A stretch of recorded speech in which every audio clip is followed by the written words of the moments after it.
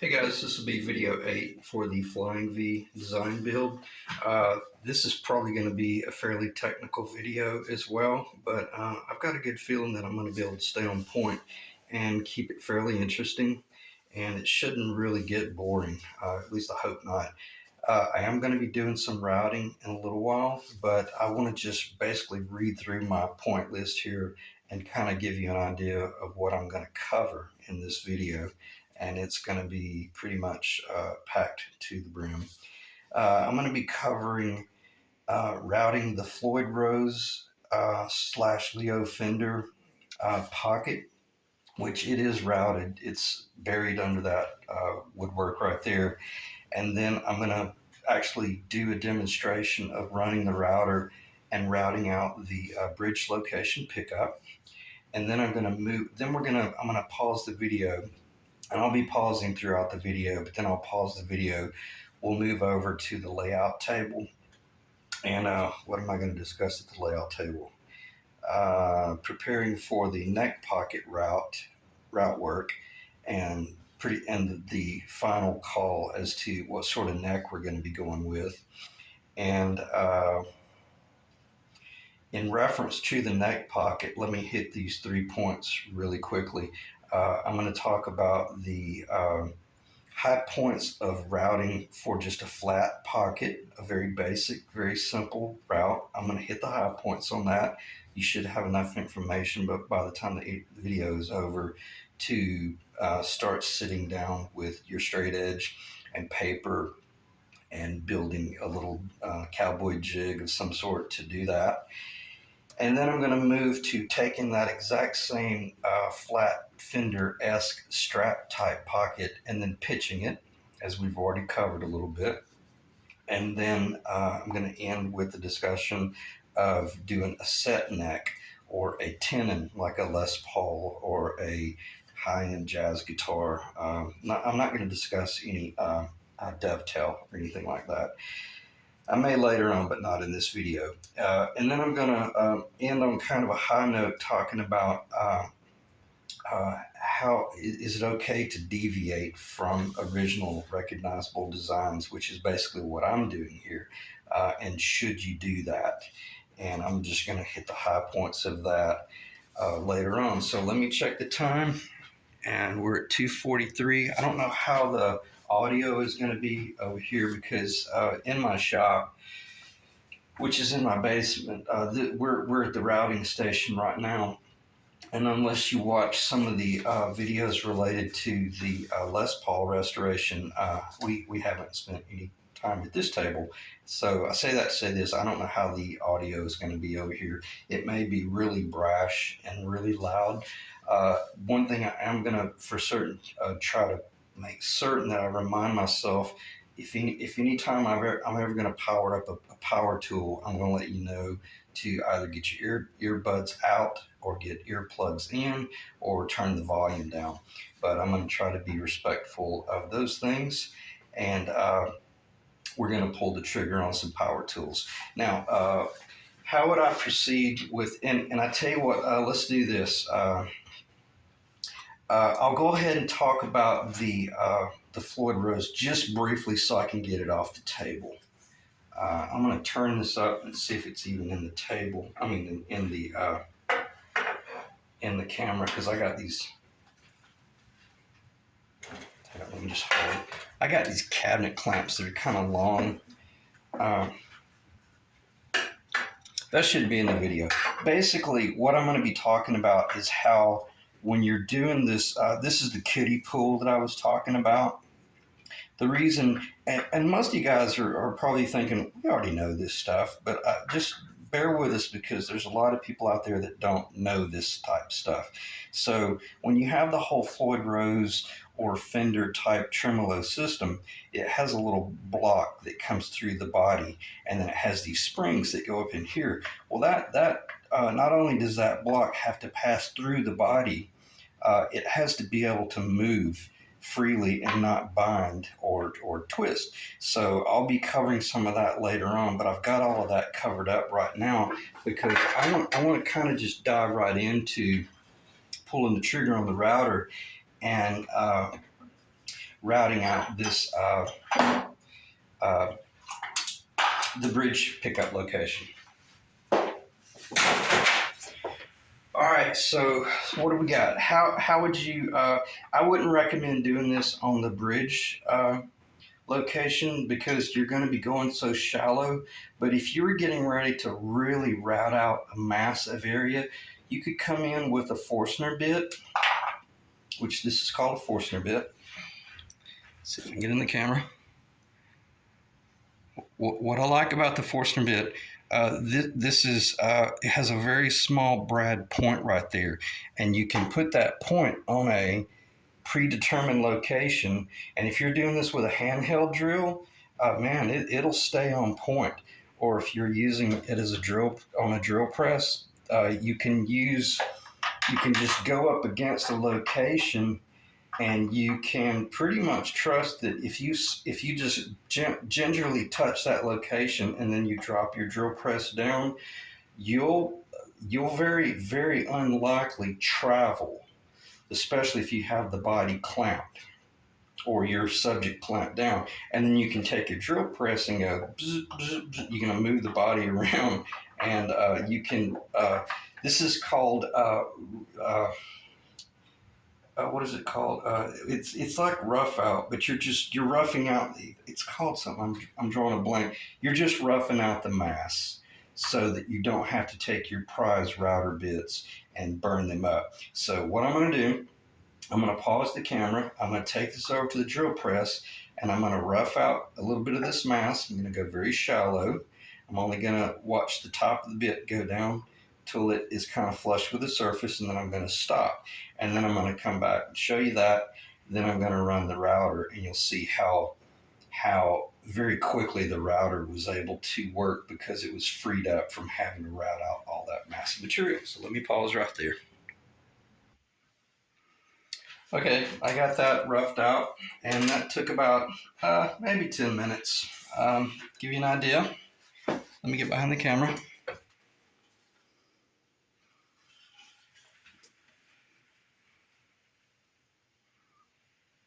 I have the light on the right side of the camera, so yeah, that's better. Quite a bit. Now, I only took it about, I took my calipers.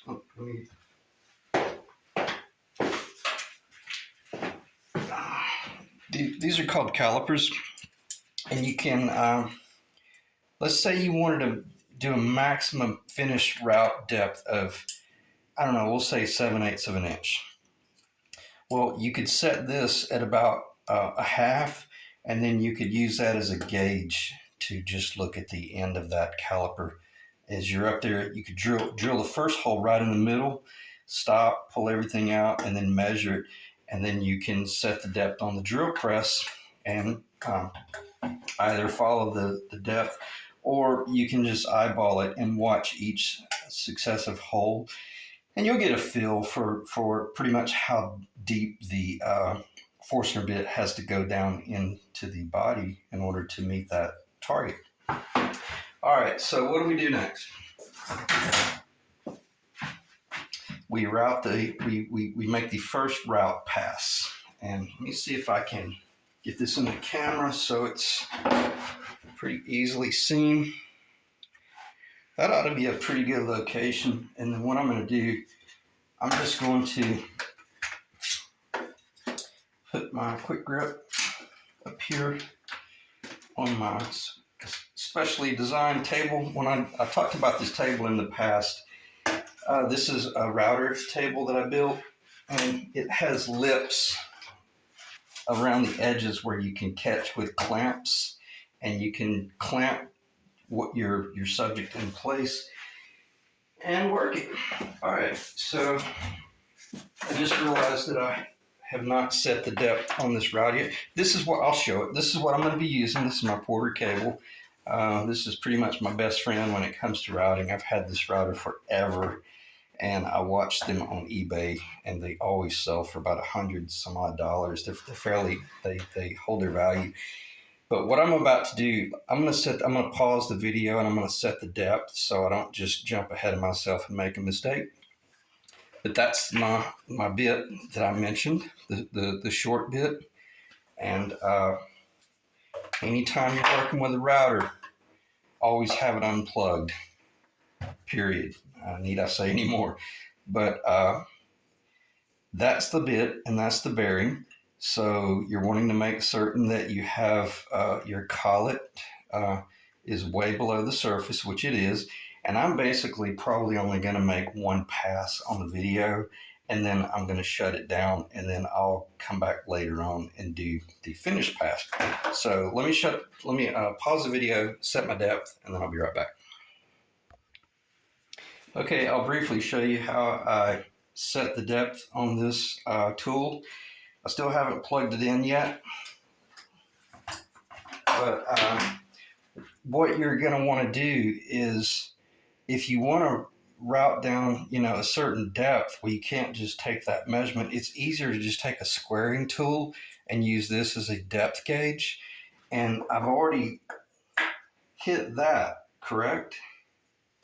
So I've already hit that with my Forstner bit, and do I care what that number is? Could care less, because I know it's not my finished target.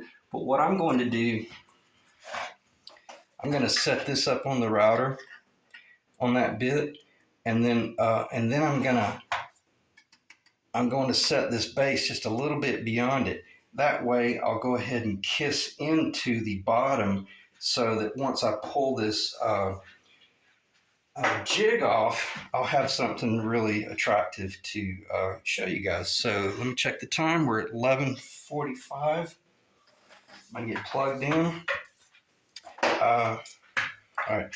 What I always do, always make certain that your router is off.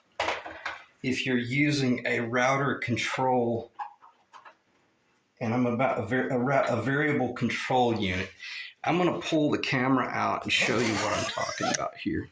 I have shown this before in past videos. This is called a variable control, and what this is it's kind of like a dimmer, but it is designed for power tools that do not have a variable speed trigger. So in other words, you wouldn't want to plug a hand drill up to this that has a variable trigger and then try to change the speed even more. This is for a tool like a router that runs at about 25,000 RPMs. But if I'm running a really large bit, I want to be able to slow this router down. And I can do that by plugging the router in right here. This wire right here goes down to just a plug. So it always has power, but you have an off switch, and I'm going to double check this and make certain that my router's off, because the last thing I would want to do is hit this switch down here. Bear with me, I'm sorry. Okay, the last thing I'd want to do is hit this variable speed, because if I hit this on, it would be like flipping the switch on the light, and the router would kick on. So moment of truth, I'm going to switch to variable, and that is the variable speed control. I can dial this back counterclockwise and run it very slow, or I can dial it up and run it fast.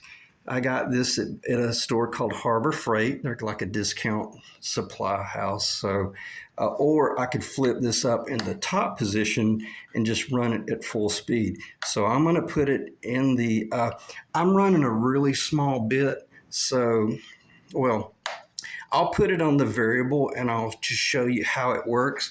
But I'm going to be doing this routing at a at a full speed positioning. And sorry to go so long-winded there, but I can't expect that any of you guys have watched any of the other videos. And the whole idea about this series is to make sure that I kind of educate you guys. All right, safety first. We got our variable speed control in the off position. I'll switch my router on, and then I'm going to go ahead and drop it to the lower. So prepare for it to get fairly noisy. 3, 2, 1.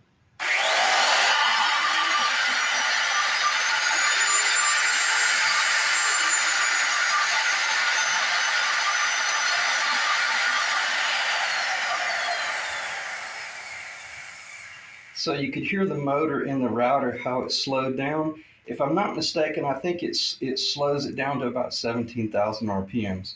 All right, I'm getting ready to put it on full speed, so it's going to get fair.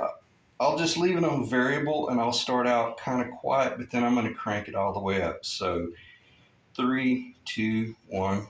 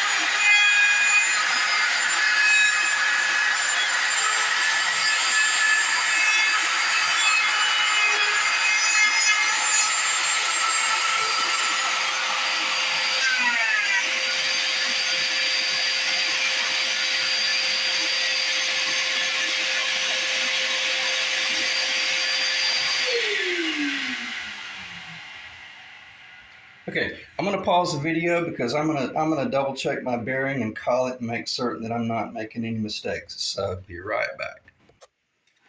Okay, I'm gonna fire up the video, and I'm not really sure what I was talking about when I paused it, but I went ahead and made a short pass because I wanted to just get a feel for everything. So I'll show you kind of what you can expect to see.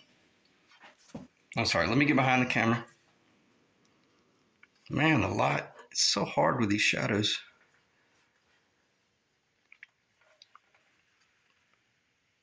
Kind of shows you what you can expect to see. I'm taking about 1/4 inch increment bites.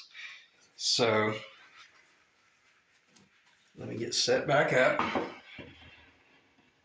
You don't necessarily have to have, well, I think it's wise to have your fixture and your subject clamped to a table because you don't want any movement at all. And when I start doing a routing job, I would never take it out of my initial clamp like that. But because I'm showing you for demonstration purposes, I wanted to take it out, and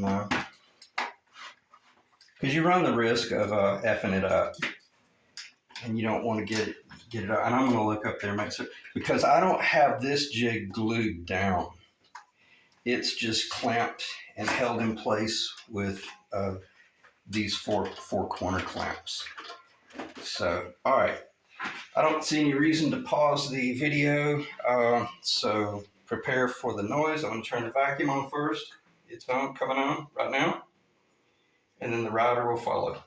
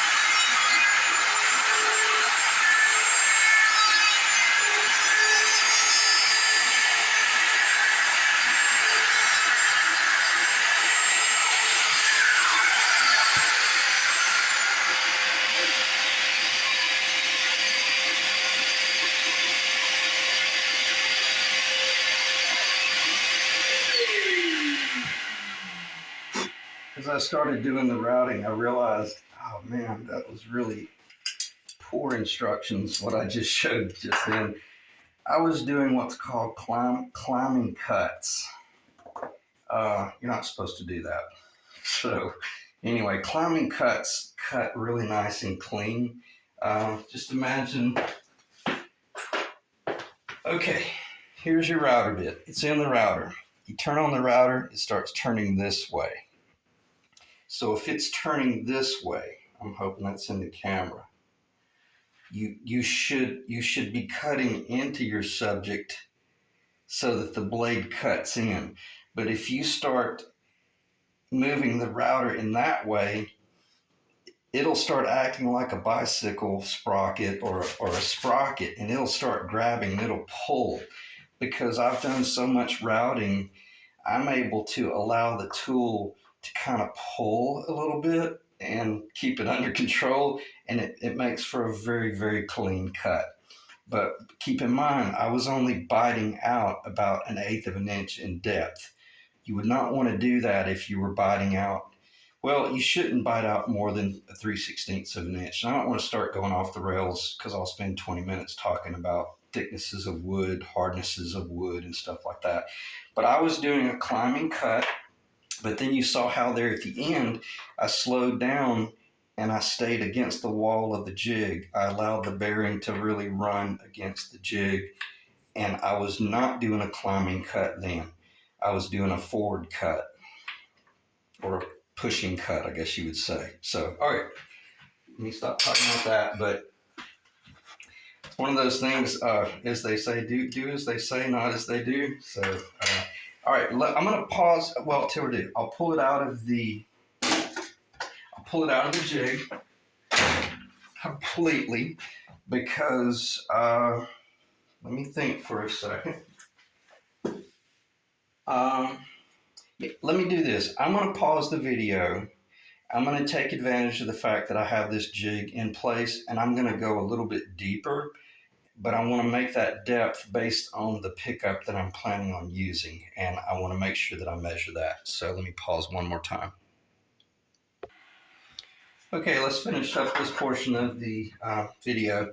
Let's say your target was 3/4 of an inch deep on your subject, and I don't know what the metric would be on that, so you'll have to convert it. But let's say that your initial target was 3/4 of an inch deep, and let's say that your jig was also 3/4 of an inch deep, which it is. If my target is 3/4 of an inch deep, I add those two dimensions together. I set this tool at 1 1/2 inch, and then I set my router bit at that depth. Okay, and I have verified that my collet is below the base, which it's hilarious, but in real time, I actually did it again. I ran the damn thing out a little while ago, and I got into the jig, and that's the first time I paused the video, because I realized it's like, oh man, I actually did it on film. So anyway, just always watch your collet. And what did I do? I had to stop, pause, and pull that bit out of the router, out of the collet. And let me unplug this, and I'll show you. This won't take a second.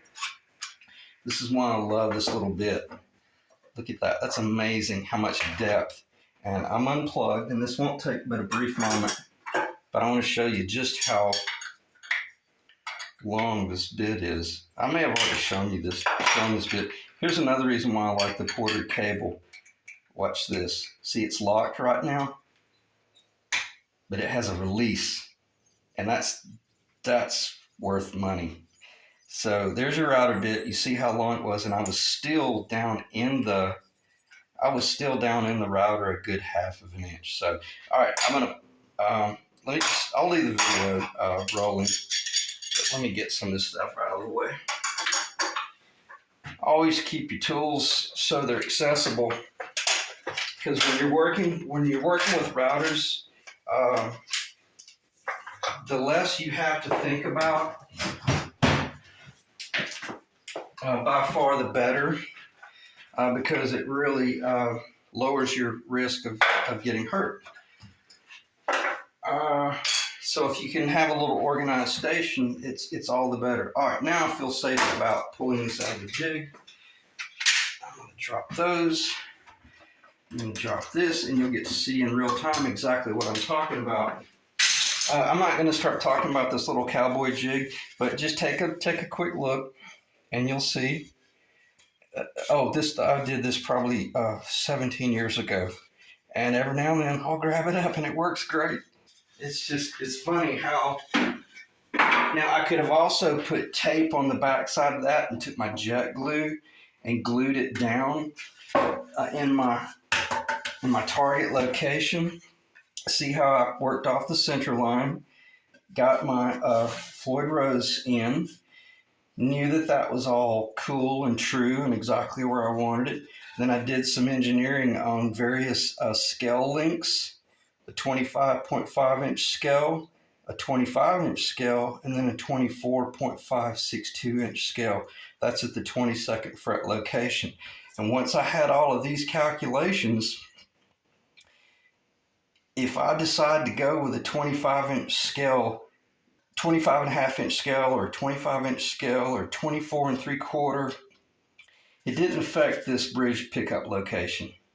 It didn't affect the Floyd Rose, I may have said bridge location, the bridge. It did not affect the bridge pickup location. It did not affect the bridge location. Why? Because every bit of that stuff is determinate upon these 2 points. That's what I meant by what is our order of operations. Operation number 1, operation number 2, and we'll put whatever, what scale neck we want on this guitar. And that's why I'm saying anybody across the world looking at this right now, you can turn this into anything you want. Could you turn it into a bass guitar? Not just yet. It's a little bit too late for that. So we'll cover that some other time. But for the most part, that's your target. And I will hit this briefly. I think this is very important because this is a mistake I made. It wasn't a catastrophic mistake, but I routed the kiddie pull first, and then I realized, oh crap! Now I've got this gaping void right here, so that if I came in with the router bit, and if the router bit didn't have anything to ride upon, I'm hoping that's in the camera, I don't really have time to stop, but since I routed the kiddie pull first, I didn't have the actual wall of the kiddie pull to act as a platform by which the bearing would ride. So what I should have done, or could have done, is either route just this hole from the front first, carried it all the way through, even if I had to change over and maybe run a Forstner bit through it or some sort of drill bits, and then change bits with a bearing on the bottom, and then finish it over here, then run the kiddie pull last. So just kind of process through that and think about, we'll just do what I just said. Just route that first, then route your kiddie pull. And I'm not going to start talking about how you could do that, but I'll just hit it briefly. All you would have to do is glue a stick right there. And if you want to know the truth, you could take this stick and you could put it on the table saw. And I don't really have a step, but just put it on the table saw and route out that stick. And then just glue that stick right there. And then do the same thing over here, but it would be a more shallow point. And then glue one across there, glue one across here temporarily, and then run your router, and then bump it off with a hammer, and voila, you got a Floyd Rose. All right, so let's pull some tape off, and let's see what it looks like. I want to look in the camera and see where we are in the camera. I think the lighting's pretty good. I almost threw that stick, but I've noticed that I'm really noisy in my videos, and I had forgotten that I had forewarned people a long time ago. I wouldn't recommend wearing earbuds in any of my videos, because sometimes, man, I'll drop something, or either I'll throw something down, not thinking. All right, do I need this? See, I don't need this anymore. Is that in the camera? Yeah, that was my center line, so I don't need that. And it's so cool because, truth be known, I don't really need any of those center lines anymore because A, I can find them again if I want to. Sorry, bear with me. I can find them again if I want to just by looking at the center of the body back here. And I already have the center up here, so I could pull every bit of this off, and it wouldn't be a loss because we are far enough along now that well, first off, it's too late to change this location because that location is not going anywhere. And while I'm pulling this tape off, I'll digress a little bit here and mention kind of why I went off the rails in some of the videos about finding the center, whether you're finding the center from the actual center or maybe you're finding the center from some other point. What I failed to mention was when you're building your first guitar, it's very, very unlikely that if you were to measure from this point to that point and this point to that point, that they're identical. You're probably going to miss it by at least 1/8 of an inch. And if I can find my tape measure, I'll put my money where my mouth is, and we'll see just how close I might have hit it. All right, so I'm gonna hang on that point right there. I'm in the video, and I'm gonna pull up. I'm measuring to the starting edge of that hole, and I am 12 and is that 3/4, 13? Yeah, I'm 12 and 13/16. Let's see what I am over here. All right, moment of truth.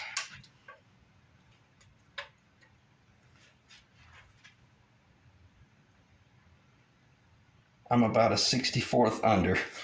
So I missed it. How bad did I miss it? Probably doesn't matter. When I say a 64th, basically when you're looking at the tape measure, they were identical. But don't be alarmed if you miss that only because you were too short on one of your wings. Why? You might have had a tragic experience with the router and you had to shorten one of the wings a little bit. And I won't start talking about what ifs, but I just want you to be prepared for if you effed up while you were roughing out the body, don't worry about it, man. This thing's so symmetrical. I could be a 1/4 inch shorter over here and you wouldn't even visually notice it. But there it is. Let's look at it in the camera. Let's see if we can do a flyby. I don't think the lighting is all that good over here, but looks pretty good.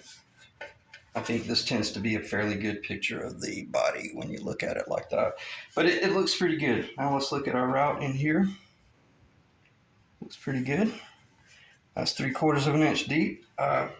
Should be. Let's measure it and see. Let's see if I got that. Where's the tape measure? I can't find the tape measure. I can see it, but it wasn't on film. So I hit that. All right, so I got my 3/4 of an inch. And what I may end up doing is coming over here and routing out a little bit deeper. But I'm glad I'm thinking of this. The cool thing about this is I don't need the jig anymore. Why? Because I've got the actual body itself. If I had to go in here and do some cleanup, I can use the body now. So I think that should make perfect sense.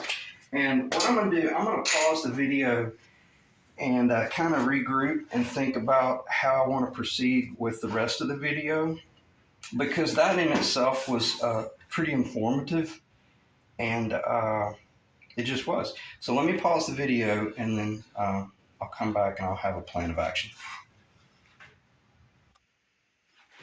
Okay guys, I'm going to start the video back up and do a little bit more routing. I'm going to have to move the camera. I'm going to route the binding, and I'll show you briefly what it is, how I'm going about it. I'm going to put a 60 thousandths binding at a minimum on the top. There's a possibility I'm going to do it on the back as well, but I haven't decided yet. This is 60 thousandths binding. It's cream. It's from All Parts. It's a beautiful cream. It's kind of a butter tan. It's not a putrid, like artificial, aged binding. It's a really pretty binding. I have no idea. Yeah, I think I've got the blue light in my side light, so it should be showing the true color. You can see what it'll look like from the front. I hope you can. If not, it doesn't really matter right now. But I will show this jig I haven't shown before in this video series. This is just simply a block of wood, and then this is just another straight board. This could be a 2-foot level, and then I use a quick grip or some sort of clamp on either end of the table, and I can move this body a little bit if I need, or I can torque this down, and that baby won't move. And it gives me access, if I'm like carving a top, that I can raise this up and have more access to visually look down my subject as I'm doing my carving. But I like it because it allows me to run my router and route 60 to 70% of this binding in probably under 3 minutes. So I'm going to turn the vacuum on and I'm going to check the time. We're at 37 minutes. It's a fairly long video, but I think it's fairly interesting. So turning the vacuum on right now, and then within a few seconds, I'm going to power on the, I'm sorry, I forgot to mention the bit. I'm using a 1/2-inch bit. This is I think this is a 3-blade. This is a 3-blade surfacing bit, but what I did, or a flush cut, I put a smaller bearing on it. That would be, that's the 3/8 inch bearing on a 1/2-inch bit, which is perfect for a 60 thousandth. So it's going to give me a 1/16 of an inch cut, which is absolutely perfect for my bit. How do I know? I always do a test. I always do a test run. Don't make any assumptions because you may be off on your depth, everything. So let's fire up the vacuum, and then I'm going to route the body, and then I'll pause, and then we'll change gears.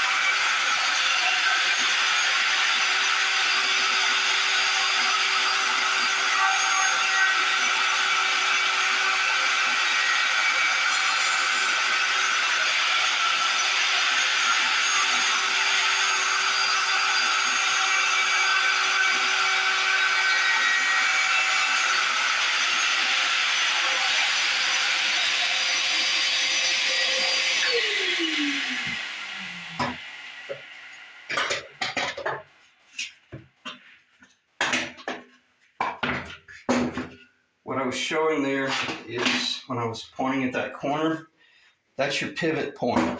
When you're going around the outside corner right there, the only thing you should be focusing on is keeping that router pivoting from that, making that as much contact as possible and pivoting around that corner. You shouldn't have to be making 5 or 6 passes to get that corner off. You need to really watch your tool and just trust what it is that you've set up for, and then just pull the trigger on the tool. So I'm going to zone out here a little bit. I'm going to set this up and I'm just going to finish this job. But I'm going to try to keep it in the camera as best I can.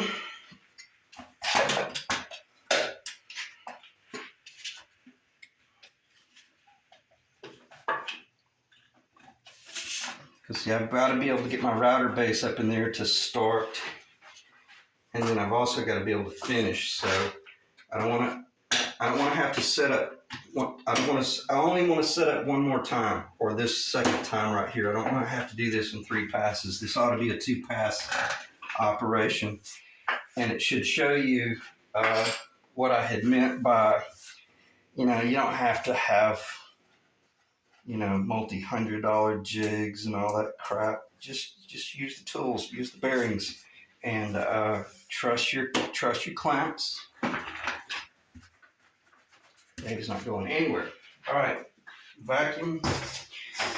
I think the vacuum's pretty much ineffective. It's such a small amount. I'm just going to power up the router, and we're going to knock this out. All right, 3, 2, 1. You got your earbuds out.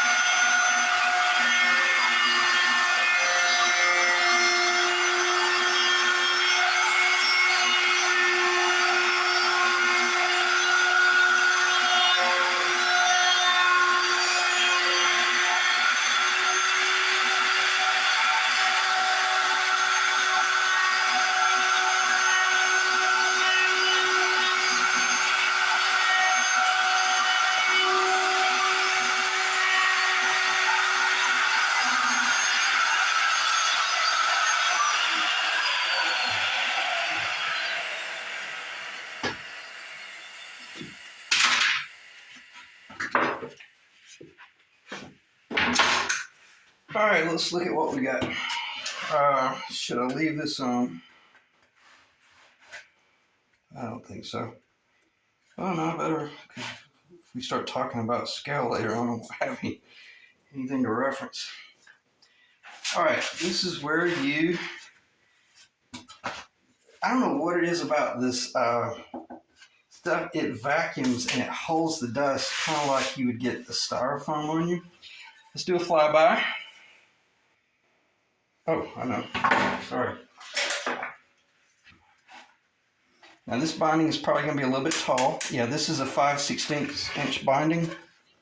Sorry, bear with me while I get this turned around. Well, we'll just look at it from this side first.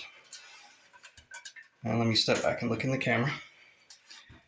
Oh wow, this thing's huge. Oh, I forgot I moved the camera a minute ago. I'm sorry, let me move the camera back. I'm going to move it up just a little bit as well, because this thing is a monster. It's such a tall guitar.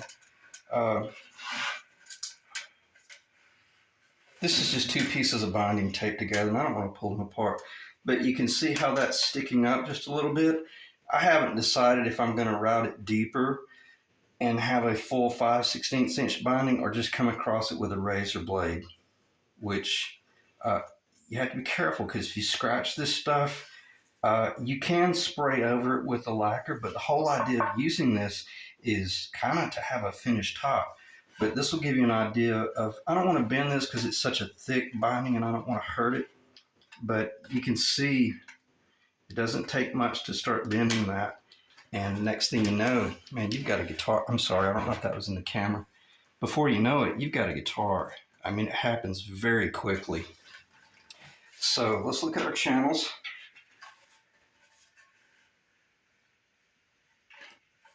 Looks good. I'm just going to get behind the camera so I can kind of...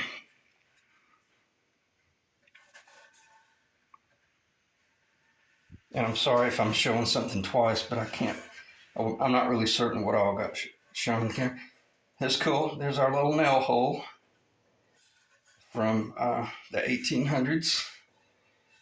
You can see... Let me get a little bit closer. This is pretty important. This is what I would want to see. One pass, and I kept pointing at that center. That was my pivot point when the router came. I'm sorry if I was in the camera. That was my pivot point. When you're working a corner right there, you want to keep moving because you want a real clean cut. You got a real nice bit and really nice bearing. If you keep making multiple passes with shady bits or shoddy bits, you run the risk of your bearing burning up into your wood. So, and you can see where I came out of it over there. Why? Because it's going to get cut off somewhere anyway. So let's look at this side and see how it turned out. There's another little nail hole. I'm sorry, I'm not used to working at this table, so I don't really know where I should be holding it. I think you guys are getting the message. So, all right, so you saw how quickly the guitar came together. I mean, it's just like that. And had I had the acrylic jig and all that jazz, you could have taken this brand new virgin body, set the templates up there, routed out for the Leo Fender type-esque, Floyd Rose-esque tremolo system, route your bridge pickup, and quite frankly, if you want to know the truth, that could be done with one template. You know, they have those. You could get a template that just routes all that from the front, and then you flip it over and finish it out, and then do the kiddie pool. And then I keep hitting my overhead lock. But all right, we're probably getting pretty far up into the video. So what I'm going to do, I'm going to pause the video and regroup again, and then we'll finish out and try to keep it with it at least within under an hour. Okay, guys, I'll finish out the video discussing a few things related primarily to the neck scale and all that jazz. But I want to make a few statements about this little jig here. Just take a look at it. And if you're mechanically inclined, you'll know exactly what this is or how you can use it. Or you could just go on like Stuart McDonald and buy one. What this is this is a little brass tool that you lay out stairs with for setting rise over run. And I put a 1/2 inch bearing on there, and I run a 1/2 inch bit, a router bit, and then I'm able to set this depth, and I can just reach up, and by sliding this forward, and see, I can swing it this way, and I can either slide it all the way into the point to where, man, I get paper thin routing. I'm sorry, this is for routing the binding. If you're routing binding, because you could set this really shallow, and you could route a really, really shallow bit router channel for like doing stepped routing, or just one single pass routing. So I could have just as easily used this tool right here by setting that depth, and then at say roughly a 1/16 of an inch or whatever it is from my sacrificial board. there's no measurement, there's no calculation. You're just eyeballing it is what you're doing. So that's a nice little jig for doing a binding. All right, what do we have? I'll just kind of show you the guitar as it would be coming together. Let's see if that's on the camera. And I don't know, if I pick it up, it may start sliding all over the place. So I'm going to try to keep it just really flat. But let me get behind the camera and see if it shows anything. Yeah, see, if I lean it over, let me just hold on to it. The pickup surround expected, but that may show where I'm targeting my height. See what I'm saying? And let's pull the washers out and see what it looks like. See, I still have the base. I still haven't put the base on yet. Why? Because I'm engineering it as I build it, basically, if you want to know the truth. I haven't done this type guitar in quite a while. I haven't built this type guitar in quite a while. So that's probably more along the lines of what my bridge looks like. That would be called a floating bridge. And you can look at it from like the end, the heights. It's just really sexy. I mean, as far as if you really want to know the truth, and you're asking yourself why is it that we do these things, it's because, man, it looks good. It's fun. It's enjoyable. And then that would basically, well, I'm not going to start talking about pitch, but I even pitch my bridge up just a little with the strings. Either you want it to run flat or to be pitched up a little bit. So basically, that's pretty much the guitar. Very simple. It's just a bridge pickup and a Floyd Rose, and I can't. That might not hold because of the weight of the. Well, anyway, I'm wasting time with that type of stuff, but that'll give you an idea of what our target is. It may fall forward because see, this is where I was talking about this whole.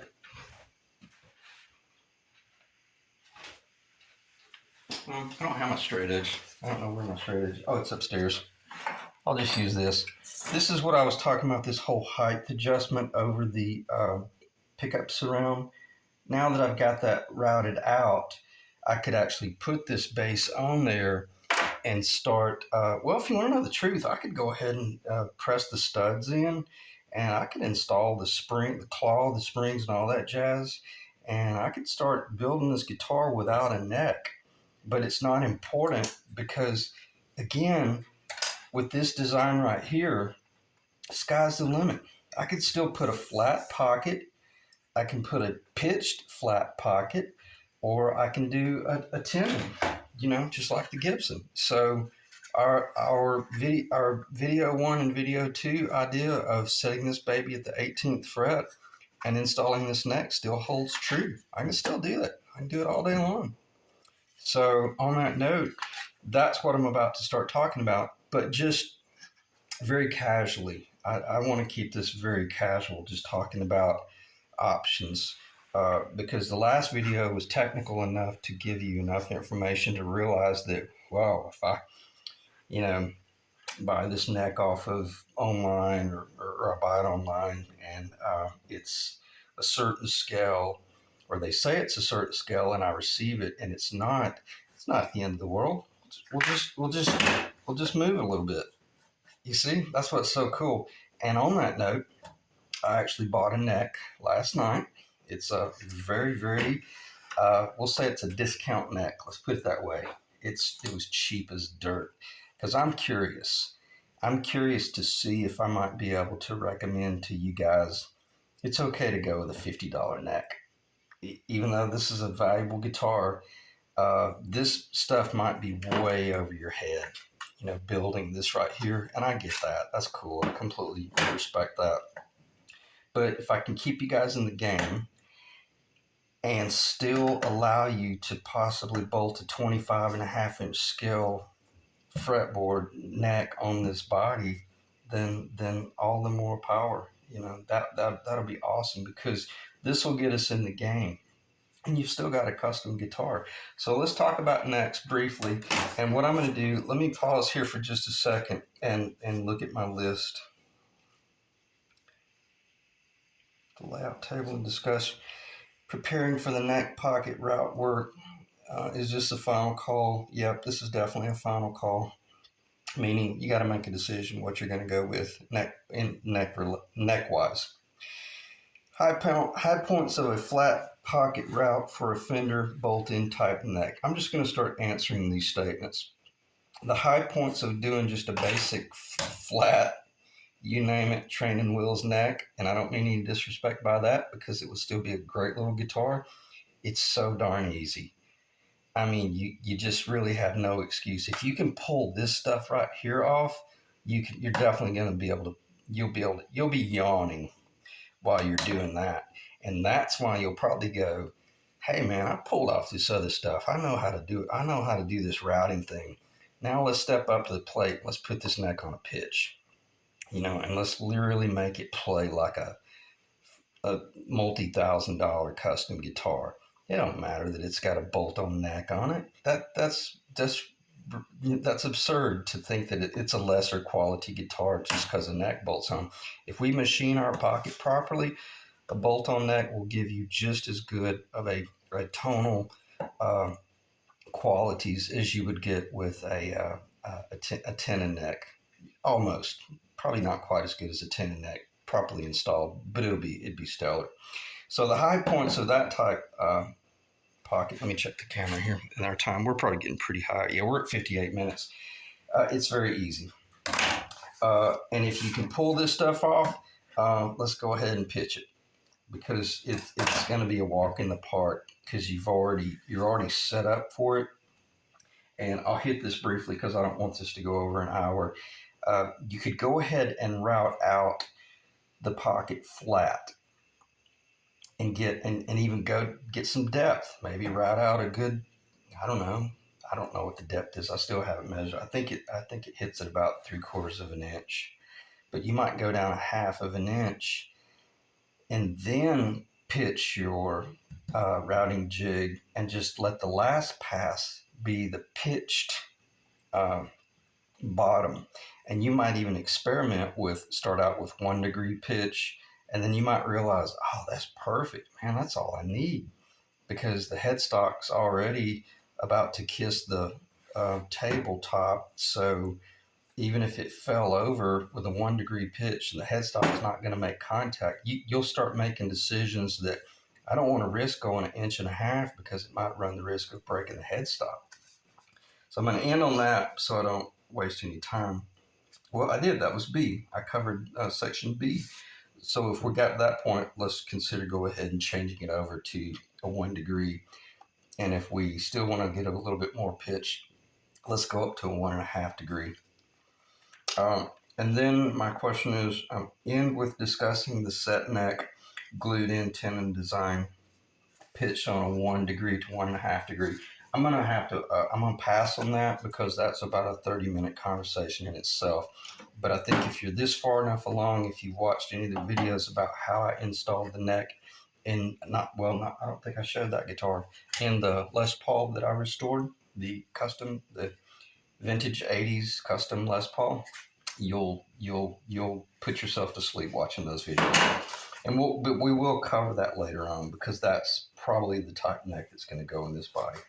And very quickly, we're probably already close to an hour, but I'm going to hit it. I was going to mention deviating from recognizable designs and what does that do to the valuation. And then B would be, you must be able to defend your reasoning for deviating from a traditional design. I'll hit this very briefly. I'm confident enough about my work that I could argue with the corporate heads at Gibson as to why this is a good design and it should be considered as an alternative to your traditional flying V's. I'm confident enough that I could go in that boardroom and I could have a really good argument with a smile on my face about you got to do this. At least offer it because of this, because of this, because of this, and because of this. Period. Let's all go have lunch, and then talk about money. So, but if you can't argue, if you can't justify your reasoning for making a change, uh, you probably are making a change that should not be done, and you're probably going to regret it because A, you're going to have problems selling it, or either you're going to hate it. When you start playing it, you're going to realize, oh, jeez, man, this was a stupid mistake. And you'll be sitting there looking at something that you spent money here, money there, money here, money there, money here, money there. And then you'll be looking at the cost of strings. And to spend $15 on strings will make you sick because you're already so we don't want that. I don't mean to be melodramatic there, but if you don't know your reasoning for making deviations from original designs, then you probably shouldn't do it. But with this video series, I'm holding your hand enough that I think it's okay that, you know, you know, based on our design, yeah, man, you can definitely go with that. There's nothing wrong with going that. That would be cool. I've already shown you how we could trim it down a little bit, or let's say, nah, let's just stay traditional, and let's go. So this is not Gibson. This is not Gibson. It's quite different from their original design. This is my own design, but even my finished design is smaller than that. So. Uh, and then you could get into the whole realm of laying out the neck. This is where you really start doing your engineering. I'm not going to start talking about this, but that's where you really start doing your engineering down to that last eighth of an inch.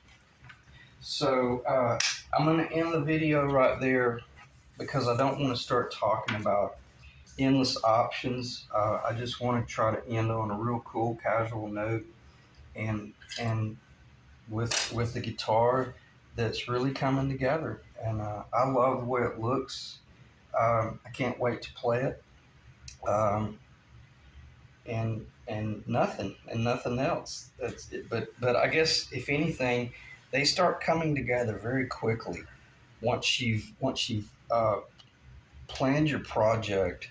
And then if you really stick to your plan, or at a minimum, if you don't know, and this is important, and then I'll end. You don't have to have all the answers. This is so important. Don't worry about having all of the answers on the front end. Just don't. You'll drive yourself crazy trying to design and build your dream guitar right out of the gate. I'm here to tell you, it ain't going to happen. You plan on selling this first guitar, plan on selling your second one, plan on selling your third, and then, buddy, once you build that third or fourth one, that'll be your keeper. And on that note, it's okay to not know, and I'm only repeating what I've already said. It's okay to not know exactly what you want to do, because sometimes the job in itself will tell you what you should or shouldn't do, or you'll change your mind and you'll realize that, oh man, I thought I was going to go with the zebra thing, but then I tripped up on this whole idea of doing the gold hardware and the blah blah blah blah. Next thing you know, you got it all blinged out with gold, and it's shiny and it's crazy, but it's your baby, So it's okay to go into these projects not knowing all the answers, and kind of go stepping into it as you go. But certain things like this are critical from an engineering standpoint. Getting that in, getting that whole machined. Now we can relax because we can still go with any neck or any scale that we want. Okay, so I know I'm well over an hour, and I appreciate you guys staying in so long. It's been a really long video, but I think in hindsight, this is going to be a really informative video, and I hope you got a lot out of it. So until next time, thanks for tuning in.